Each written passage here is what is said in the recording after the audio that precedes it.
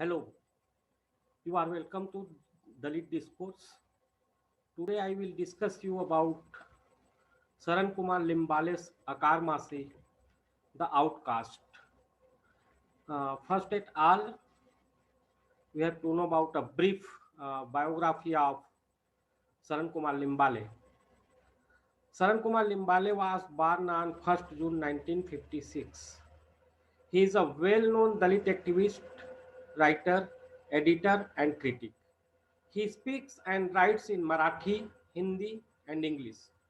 Mostly he writes in Marathi and is later translated into English and other languages.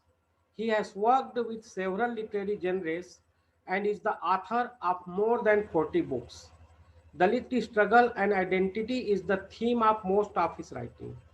He is well known for his poetry, short stories, including his most acknowledged masterpiece self-narrative, The Outcast, which was published in 2003. He is equally well known for his critical work towards an aesthetic of Dalit literature, history, controversies, and considerations. And this was published in the year 2004. Limbale got many awards and won the wider acclaim from the public for his literary talents. He is also a member of many academic, cultural, and social organizations.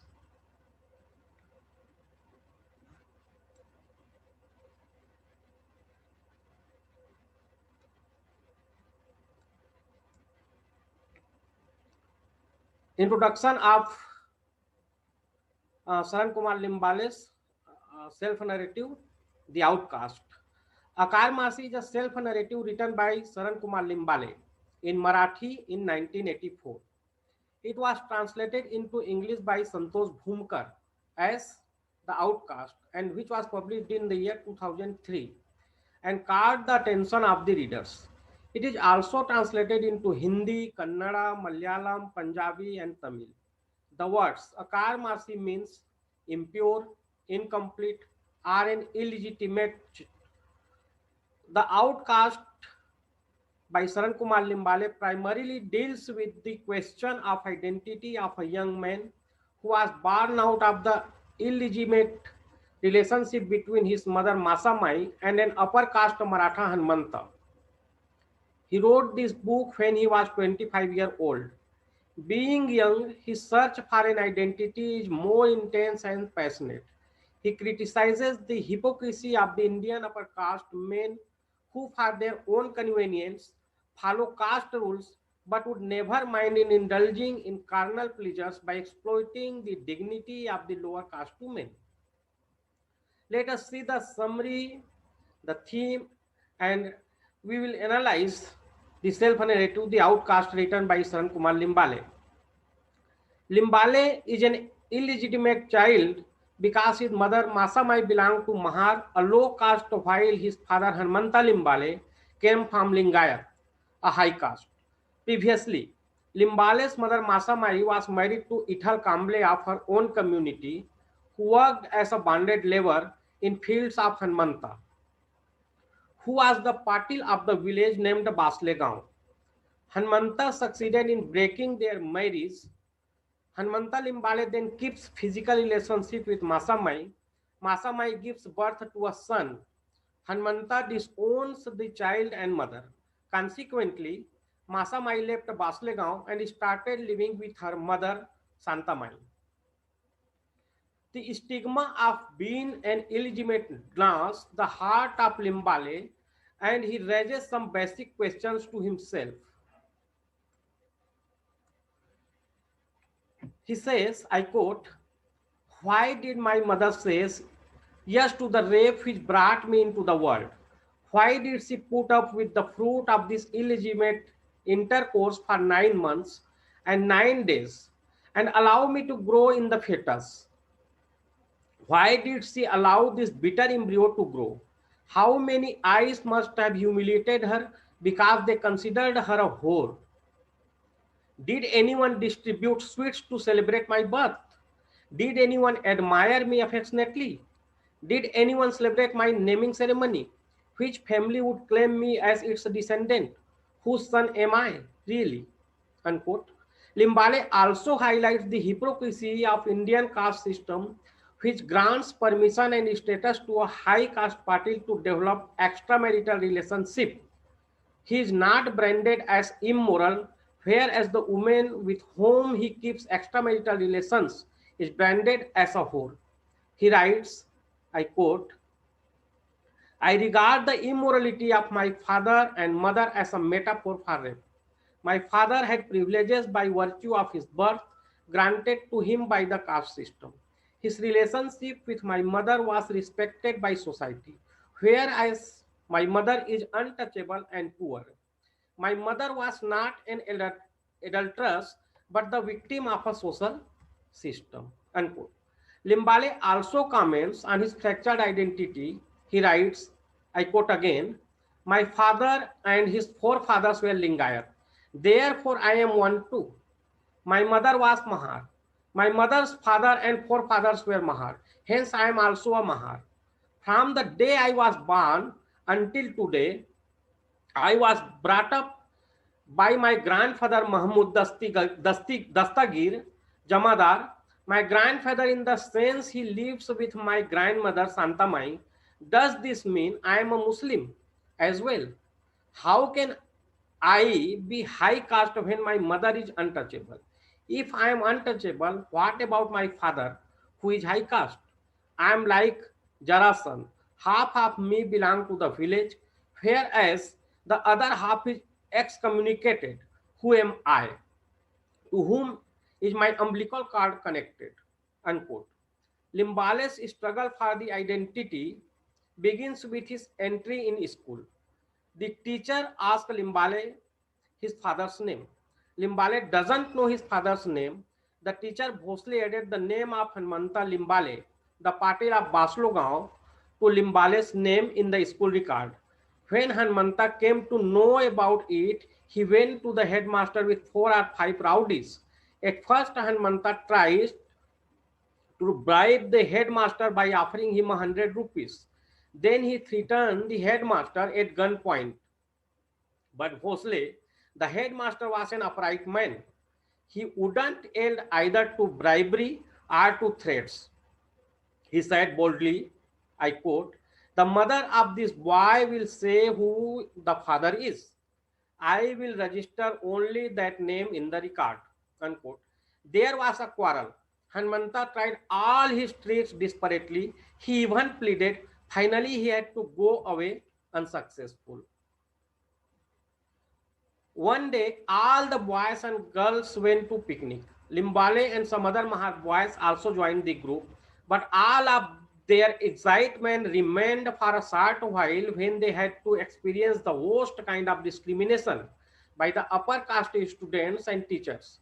Limbale writes, I quote, the Wani and Brahmin boys played kabaddi.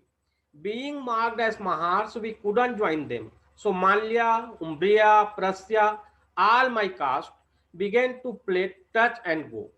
We play one kind of game while the high caste village boys played another. The two games were played separately like two separate whirlwinds. Place over. We settled down to eat. Boys and girls from the high caste like Wani, Brahmin, Marwadi, Muslim, Maratha, Teli, fishermen, goldsmith, and all the teachers, about 100, are so sat in a circle under a banyan tree. We, the Mahar boys and girls, were asked to sit under another tree. The high caste one said a prayer before eating, which didn't make any sense to us. Unquote. Limbale continues to narrate the feeling of humiliation. I quote again, the high caste boy and girls from the village were eating together. The girls sat close to the teachers. They were all chatting and we sat like owls watching them. We had before us only the crumbs of bombil, which each morsel I chewed the lips of the laughing girls. At last we finished eating. The teacher asked the high caste boys and girls to collect the leftovers on a piece of paper and give it to us. It contained crumbs of different kinds of food and their spicy smell filled the air. We squatted in a circle and stuffed ourselves greedily. We had never tasted food like that before. Unquote. Dalit students get their education under many psychological disturbances. Caste discrimination is an everyday experience for them. Educational institutes are no exception to such a kind of discrimination. The teachers play a major role in practicing of caste-based discrimination among the students. It is the moral duty of the teacher to behave equally with the students. Instead of it, they arrange separate rows for the students of different community. Limbale reminds us the incident of his school days. I quote, "Our school, where the pupils came from high caste like Wani and Brahmin, was run in a temple of Ithova. The girls sat in a separate section. Further down the temple hall sat boys and girls from the cobbler community, and then at the entrance sat we, the Mahar boys and girls. Arjya, a man never sat with us. On Saturdays, the teacher asked us to smear the floor and walls with cow dung paste. The teacher had a particular admiration for me because I was an expert in gathering dung and smearing it evenly." Unquote. As a schoolboy, Limbale also wanted a haircut like that of other boys in the school. So he went to the barber, but the barber refused to cut his hair as he was a Mahar. So the Mahars had to walk to miles to distant village in order to hide their identity to get their heads shaved. Sometime later, Srimanta lodged a complaint in the police station against the barber. Since then, the barber has been shaving their heads. After completing school education, Limbale got admission in Dayanand College, Solapur. He felt free in the new environment. This new atmosphere was encouraging and made him enthusiastic. But his enthusiasm remained short-lived when the clerk in the college inquired about his caste and religion. His quest for identity again began to haunt him. He writes, I quote, "I was afraid of my caste because I couldn't claim my father's caste and religion. In a sense, I was not a Mahar because high caste blood ran in my body. Could I drain this blood out of my body? My own body nauseated me. The agony I lived through is my own as much as that of my village. The life of my village was mine. I was wounded by this landlord's mansion." Unquote. Though the Mahars are branded as untouchables, they too belong to Hindu religion and had their faith in Hindu gods, yet they were not allowed to enter to the premise of the temple. Limbale reminds us the famous saying, "Children are the flowers of God's abode." But the children of Mahars are not even treated as human beings. Limbale writes of the condition of his community, I quote, "We are the garbage the village throws out. There are so many caste fractions in our school. The umbilical cord between our locality and the village had snapped as if the village torn asunder had thrown us out of it. We had grown up like aliens since our infancy. The sense of alienation increased over the years, and to this day, my awful childhood haunts me." Unquote. In the month of Shravana, a weeks-long festival was observed for God Mahadev in Hanur village. One day, Limbale and his friend Prasya entered the temple and prostrated directly before the god. Prasya's father, who was sitting at the stairs near the entrance of the temple and listening to the recital, saw what they had done. He didn't like the rebellious behavior of Prasya and Limbale and thrashed Prasya very badly when they returned home and warned him to give up Limbale's company. Limbale writes about the angry behavior of Prasya's father. I quote, "He was really angry because entering a temple is a crime. We were supposed to say our prayers from the steps outside. Our entering a temple will make God impure. We were expected to behave responsibly. The untouchable must not enter a temple." Unquote. Many questions raised in the mind of Limbale. He narrates, I quote again, "God discriminates between man and man. He makes one man rich and the other poor. One is high caste, the other untouchable. What kind of God is this that makes a human being hates each other?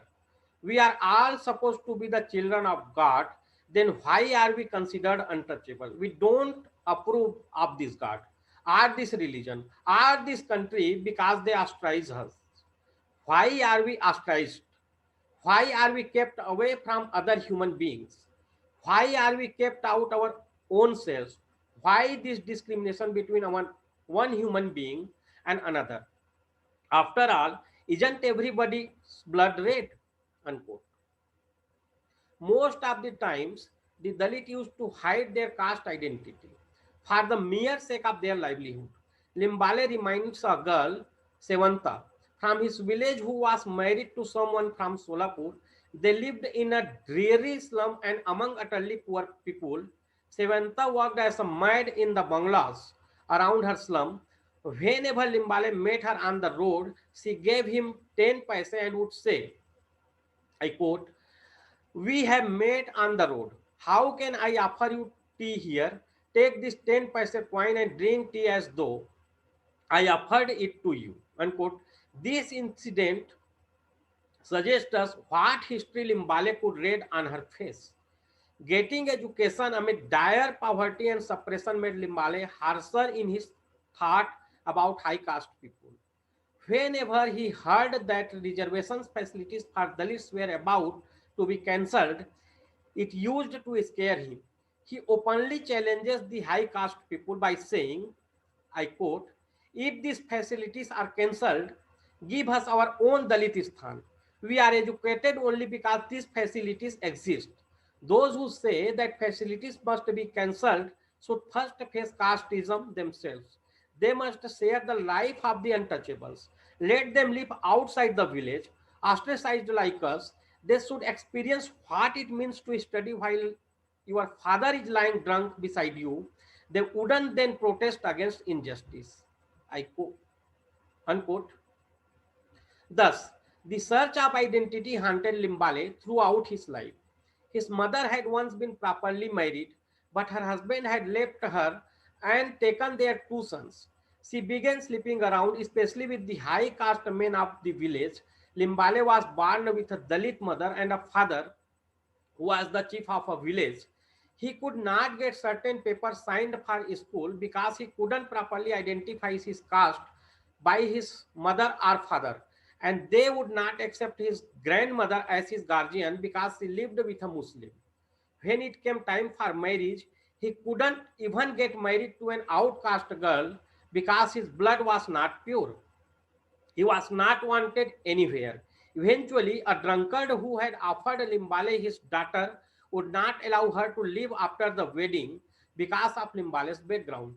The clouds of doubt and identity hung over this poor outcast boy his entire life. He writes, I quote, I am 25 years old now and cannot recognize my own brothers, nor my father. They are all alive. We may not recognize each other even if we happen to travel in the same bus. That's what this journey of my life is like. Unquote.